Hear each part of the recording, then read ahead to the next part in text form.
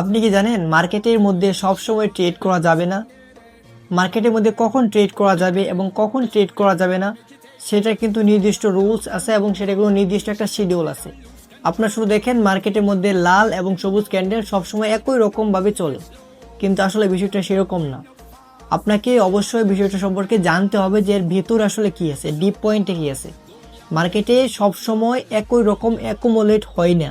মার্কেটের মধ্যে সবসময় একই রকম বায়ার এবং সেলারের প্রেশার থাকে না। প্রতিটা মার্কেটের 4টা করে সেশন আছে: Sydney session, Tokyo session, new York session এবং লন্ডন সেশন। এই 4টা সেশনের উপর ডিপেন্ড করে প্রতিটা মার্কেট প্রতিনিয়ত চলছে, কিন্তু আসলে আমরা এগুলো জানি না।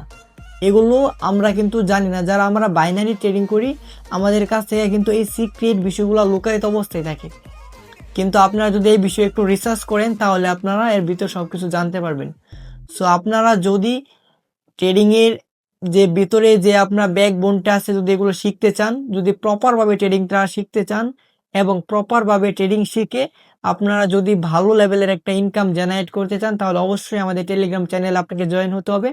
আমাদের টেলিগ্রাম চ্যানেলের লিঙ্ক আমরা আমাদের টিকটকের বায়োতে দিয়ে দিয়েছি। আপনারা সরাসরি আমাদের টেলিগ্রাম চ্যানেলে জয়েন হয়ে যেতে পারবেন এবং একদম ফ্রিতে আপনার ট্রেডিংয়ের A to Z সিক্রেট যা কিছু আছে সবকিছু একদম ফ্রিতে আপনারা শিখতে পারবেন এবং ফ্রিতে ট্রেডিং শিখে নিজে নিজে আপনারা প্রফিট করতে পারবেন।